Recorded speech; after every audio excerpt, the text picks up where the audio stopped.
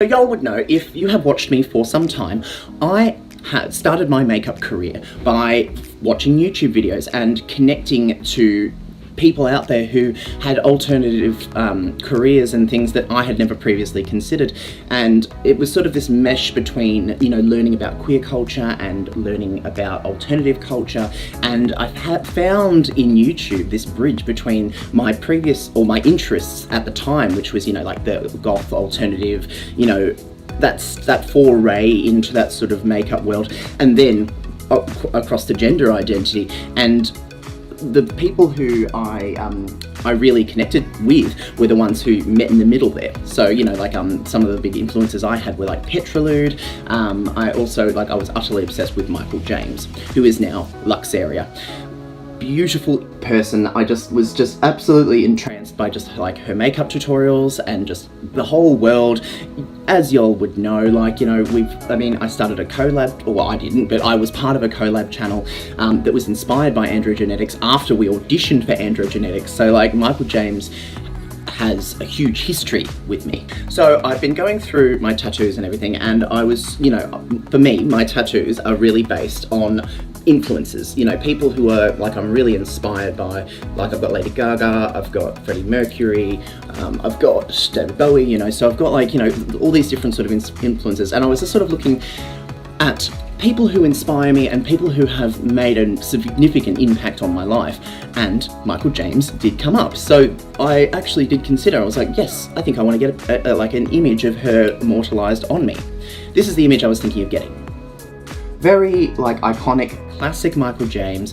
This is the kind of era that I really found my passion for makeup, and I wouldn't be the makeup artist I am today without Luxaria, aka Michael James at the time. So my dilemma now is, like, when I was looking at getting this tattoo, suddenly I was thinking, hang on, is this something that is morally wrong to immortalize, you know, a previous identity of a trans person, someone who they no longer identify with, someone who they might have not felt like they were their authentic self? You know, this person who is now Luxaria has transitioned and moved away from that identity.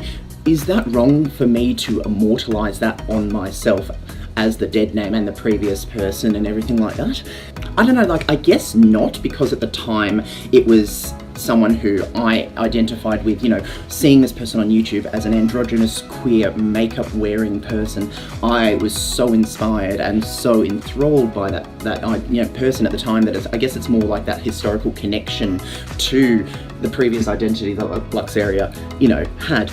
But I don't know, I still just feel a little bit weird about it. So I don't know, I sent a message to Luxaria on Facebook about it. She has not seen it though, so I'm still sort of a little bit in limbo. So, you know, I thought if anyone else would have known, you know, my history with that world and everything, it would be you guys. So, like, you know, what do you think? Do you think that it is inappropriate to get a trans person's previous identity immortalized on you, or like in like a piece of work like that? Or is it okay because when you look at it through the historical context of how that person influenced me at the time, that it was that it is, you know, acceptable to have that as a personal little memento for myself?